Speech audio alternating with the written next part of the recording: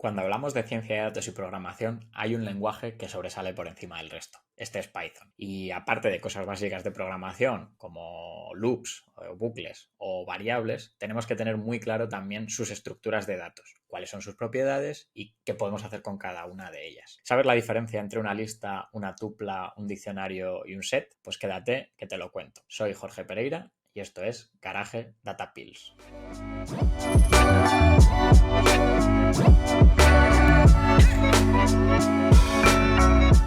Y bueno, aquí tenemos un notebook que tendréis en la descripción del vídeo para si queréis acceder a él y ejecutarlo vosotros mismos con los diferentes trozos de código, ejercicios, incluso bueno, también veis el texto con explicaciones, lo voy a hacer un poco más grande, de lo que vamos haciendo en cada momento. Lo primero es tener claro qué es una estructura de datos. Si vamos a los tipos de datos más básicos de Python, tendremos cosas como string, ¿no? Una cadena de texto, como podría ser Jorge. Podríamos tener valores numéricos enteros, como podría ser mi edad, 31, mismamente. Podríamos tener decimales, como podría ser un importe en euros, ¿no? Que tienen decimales, tenemos hasta céntimos, como 23,95. Y podríamos tener booleanos, que son básicamente una variable que es 0 o 1, verdadero o falso. Yo podría querer crear estructuras de tipos de datos más complejas para almacenar y organizar la información de una forma en la que a mí me convenga. Aquí tenemos un ejemplo. Imaginaos que yo tengo una variable en la que quiero almacenar mi nombre con un string, con una cadena de texto, y otra en la que quiero almacenar mi edad, 31. Pues yo podría hacerlo con estructuras de datos, como por ejemplo lo es una lista, como la que tenemos aquí. En una lista yo puedo almacenar los elementos que yo quiera y tenerlos estructurados de la manera en la que yo quiera colocarlo para desarrollar mi programa. Esta es una de las 4 estructuras que vamos a estudiar y aunque alguna tiene una propiedad más o menos particular,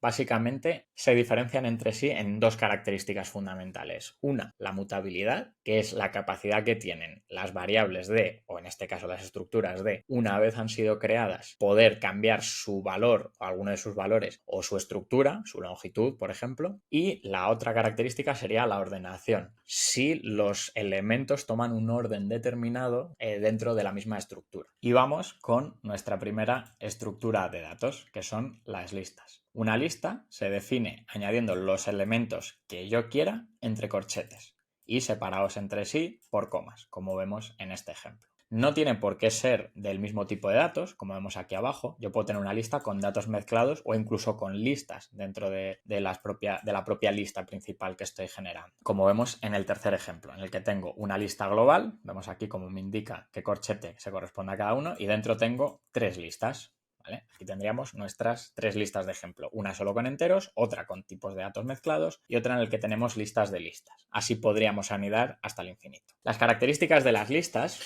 que hemos hablado que tenemos 2 características fundamentales en las estructuras de datos, que son ordenación, si son estructuras ordenadas o no, y mutabilidad. Las listas son ordenadas por un lado y mutables por otro. Ordenadas porque cada elemento ocupa una posición concreta en la lista y se accede mediante un índice. Por ejemplo, si tuviésemos una lista con los elementos 3, 4, 6, 10 y 8, podríamos acceder al elemento 3 diciendo que está en el índice 0. Y esto es una de las cosas importantes en programación. En la mayoría de lenguajes, quitando MATLAB y no sé si habrá alguna excepción más, el primer elemento siempre se empieza en 0. Es algo muy común de programación para los que no estéis familiarizados. Así, yo, por ejemplo, si, duplico, estoy creándome la misma lista y quisiera acceder al elemento en la posición 0, al 3, lo haría llamando a la variable en la que he almacenado mi lista y entre corchetes el 0 o la posición a la que yo quiera acceder. Si quisiera acceder al 10, por ejemplo, es el que está en la posición, recordamos, empezamos por 0, 0, 1, 2,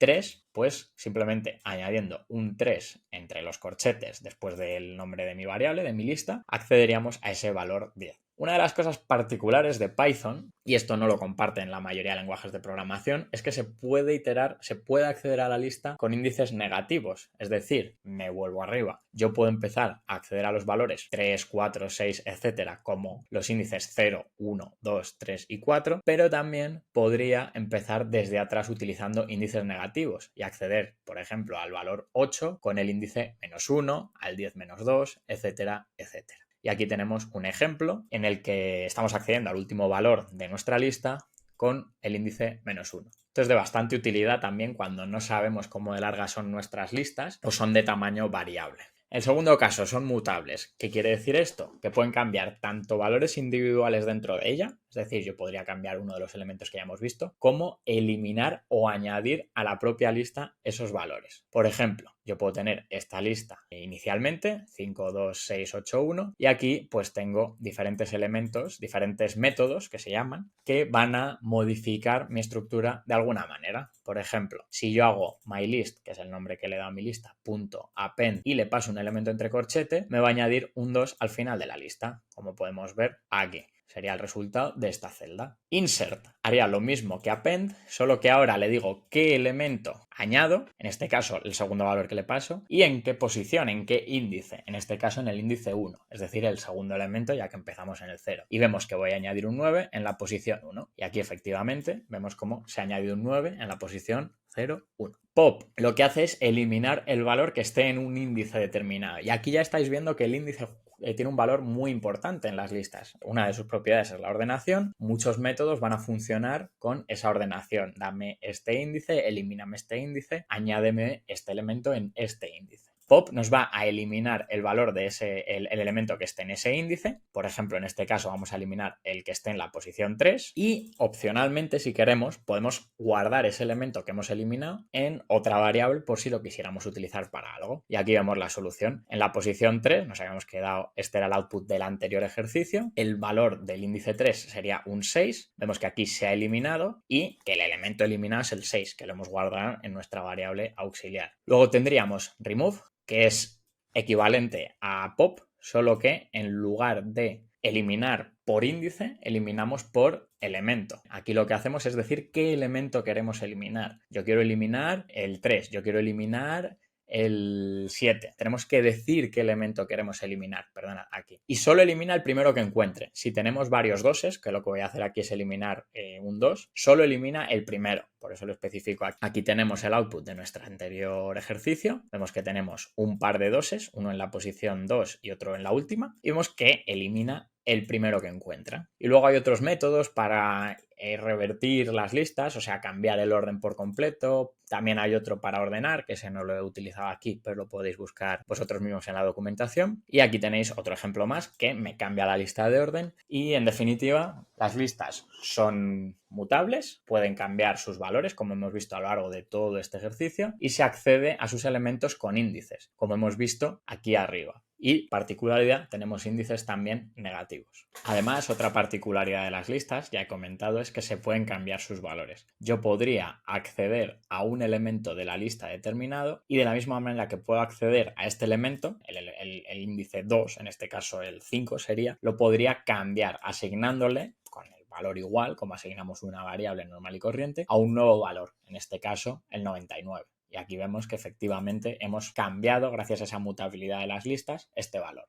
Y por último, un operador que merece la pena destacar es el operador suma, que en el caso de las listas lo que hace es concatenarlas. Crea una nueva lista, concatenación de otras dos. En este caso aquí nos definimos mi lista 1 y mi lista 2, las sumamos y este sería el resultado en myBigList. Y podéis ver que no es más que una concatenación de las dos listas. La siguiente estructura, muy parecida a las listas, son las tuplas. Y si ya hemos dicho que había dos características, dos propiedades fundamentales de las estructuras que hacía que se diferenciasen, en el caso de las tuplas seguimos teniendo la ordenación, cada elemento va a estar en una posición concreta a la que podremos acceder con unos índices, pero va a ser inmutable. Y aquí vemos cómo, efectivamente, este trozo de código veréis que está comentado precisamente para esto, porque os va a dar error. No podemos ahora modificar como si podíamos con las listas. La única diferencia a la hora de definir una tupla comparado con una lista es que los elementos separados por coma van entre paréntesis en lugar de corchetes. Sin embargo, si seguimos para abajo, sí que vemos que podemos acceder a los diferentes elementos dentro de una tupla, que de nuevo aquí son enteros, pero podrían ser de cualquier tipo de dato, incluso lista u otras tuplas. Podemos acceder con los índices, como comentaba, y aquí una particularidad. Puedo tomar tuplas y con el operador suma, otra vez, puedo concatenar dichas tuplas. Es decir, yo podría tener mi tupla 368 y otra tupla 194 y vemos que me las concatena y no da ningún problema. ¿Tiene esto sentido con el hecho de que las tuplas sean inmutables?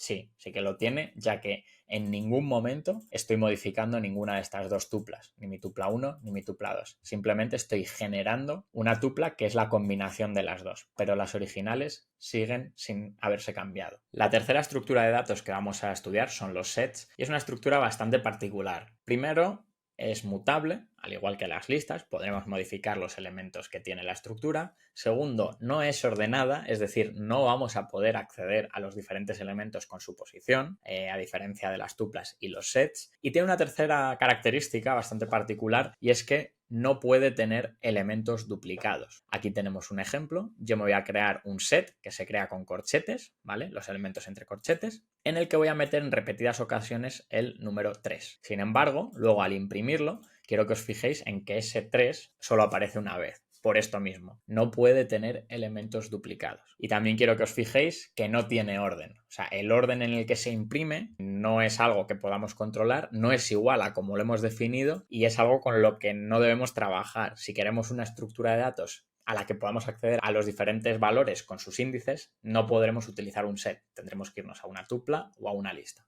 Aquí podemos ver alguno de los métodos que podemos utilizar para modificar nuestro set, ya que es una estructura al igual que las listas variable, y pues de un set original que contamos con estos elementos, pues podemos añadir, como en este caso con el método add. Importante, solo va a haber una forma de añadir, ya que el insert que utilizábamos con las listas no tendría sentido porque aquí los elementos no están ordenados, no podemos decir dónde meterlo, simplemente mete este elemento en tu estructura que no está ordenada y tenemos dos métodos para eliminar los elementos. Y aquí vemos cómo empezamos con un set original, le añadimos el elemento 777 en forma string, eliminamos Pepe y luego eliminamos el -5. Y vemos cómo vamos haciéndolo todo. ¿Por qué hay dos elementos diferentes, dos métodos, disculpad, diferentes que sirven para eliminar datos como remove y, perdonad que aquí es discard? Pues remove nos va a dar error si el elemento no existe dentro del set, mientras que discard simplemente no lo elimina porque no lo encuentra, pero no da error, como podemos ver en el ejemplo de aquí abajo. Yo ejecuto este trozo de código de arriba y si utilizamos el método remove nos va a dar un error. ¿Por qué? Porque no se encuentra el elemento 17 en el set. Sin embargo, si utilizamos discard no ocurre nada, ¿vale? Podréis pensar entonces que el método discard es mejor porque nunca va a dar error. Aquí me gustaría hacer un inciso. En programación hay dos tipos de errores, me gusta decir. Los fáciles de arreglar y los difíciles de arreglar. Cuando tenemos un error de este estilo, como con el remove, en el que directamente el programa ni se ejecuta, sabemos que hay un error. Vamos a tener que encontrarlo y vamos a tener que arreglarlo. Si por lo que sea estamos pensando que nuestro código hace una cosa, le metemos un discard pensando que va a eliminar un elemento que tenemos que eliminar del set, lo ponemos mal y eliminamos un elemento que no existe, nosotros vamos a pensar que nuestro código funciona perfectamente, cuando en realidad no estamos eliminando ese valor. Y nos va a dar problemas más adelante, nos va a dar problemas cuando veamos los resultados, nos vamos a volver locos. Con lo cual, aunque parezca una tontería, muchas veces es mejor tener métodos o utilizar métodos, utilizar librerías que nos den errores si no funciona como nosotros queremos. Y por último tenemos los diccionarios. Los diccionarios son mutables, al igual que los sets y las listas, pero no son ordenados, como los sets. Pero a diferencia de estos, los diccionarios sí que están pensados para darnos una herramienta para acceder a los diferentes datos dentro del diccionario. Y es que si yo tengo una lista en la que yo tuviese información personal mía y la quisiese meter dentro de una lista, yo podría asumir y programar mi código para que el elemento 0 de la lista sea mi nombre, el elemento 31 sea, o sea, el elemento en la posición 1, perdón, sea mi edad y el elemento en la posición 2 sea mi código postal, por ejemplo. Y yo podría acceder a mi nombre accediendo a la lista el índice 0, como ya hemos visto anteriormente, a mi edad con el índice 1 o a mi código postal con el índice 2. Sin embargo, el diccionario lo que hace es ayudarnos a organizar la información en lugar de con los índices y sabiendo en qué posición está cada cosa, que puede ser algo bastante lioso, podemos tener en lugar de 3 elementos tener 100, lo que hacemos es asignar una clave, una especie de contraseña o de identificador a cada uno de los valores que almacenamos en el diccionario y separarlo con 2 puntos de su valor. Así, en lugar de saber que mi nombre va a estar almacenado en la posición 0, en el índice 0, yo lo que le voy a decir al definir un diccionario es que la clave nombre esa especie de contraseña, esa especie de identificador de este valor, va a tener asociado el valor Jorge. La clave edad, ese identificador, va a tener asociado el entero 31. Y la clave CP, de código postal, va a tener asociado un string con mi código postal. Veis que se define también con corchetes, al igual que el set, y la manera de Python de diferenciar entre set y corchete es precisamente estos dos puntos, que lo que hacen es separar al valor, lo que quiero almacenar en mi estructura de datos, en mi diccionario, de su clave, la contraseña que le quiero dar. ¿Qué conseguimos con esto? Que a mí, sin importarme en qué posición de mi diccionario, porque no la tiene de hecho, está guardada esta información, yo sé que voy a acceder a ella a través de mi clave nombre, en este caso, o a través de mi clave edad o a través de mi clave CP. Igual que si fuera una lista, solo que en lugar de utilizar los índices para identificarlo, utilizamos esas claves, esos identificadores. Y así nuestro diccionario ya sabe qué valor nos tiene que devolver. Para acceder a los datos dentro de estos diccionarios, como hemos visto, se pueden utilizar los corchetes e introduciendo dentro de esos corchetes la clave, la contraseña que hayamos introducido para cada valor, o también podemos hacer lo mismo con el método get, el nombre de mi diccionario, .get y entre paréntesis la contraseña que queremos utilizar, el identificador, la clave que queremos utilizar. ¿Qué diferencia hay entre estos dos métodos? Estas dos formas de acceder a la información dentro de diccionarios? Pues muy parecido a lo que pasaba en los sets con el método remove y discard. Uno, da error en el caso en el que la clave no exista. Por ejemplo, yo voy a acceder a mis apellidos, pero eso es algo que en mi diccionario no tenemos. No tenemos esa clave. En el caso de que accedamos con corchetes, nos va a dar error. Sin embargo, si accedemos con el método get, vemos que lo que nos devuelve es un none, es un valor nulo. De hecho, el método get se puede modificar para que devuelva lo que nosotros queramos. Por ejemplo, podríamos decir que este valor es desconocido porque no lo tenemos. Lo podríamos añadir como segundo parámetro del método get. Para añadir elementos nuevos, digamos, que cuya clave no existe, simplemente añadimos la clave que queremos entre corchetes de mi diccionario, como si quisiéramos acceder a ese valor, solo que ahora no vamos a acceder, lo que vamos a hacer es asignarle un valor con el igual, como asignamos variables en Python. Y aquí estaría creando este par en mi diccionario de clave y valor, teléfono y el valor del número del teléfono. Otra cosa que podemos hacer es modificar los valores ya existentes y de forma similar al de una lista, pues igual que hemos hecho arriba, lo único que en lugar de crear una clave nueva, una contraseña nueva, utilizamos uno ya existente y le asignamos el nuevo valor. Y aquí vemos que me ha cambiado ese valor del número de teléfono. Y una utilidad para acabar con los diccionarios es que son bastante utilizados con la función map de los data frames. Si yo tengo una tabla con esta información y yo por lo que sea quiero codificar cada uno de estos colores con un valor, rojo, azul y verde, yo puedo utilizar un diccionario, como es este, en el que me va a cambiar con el método map que tenemos aquí de pandas, me va a cambiar cada vez que encuentre un elemento que coincida con la clave, la va a cambiar con su valor. Y así podría crearme una nueva columna que al rojo le asigne 0, al azul le asigne 2 y al verde le asigne un 1,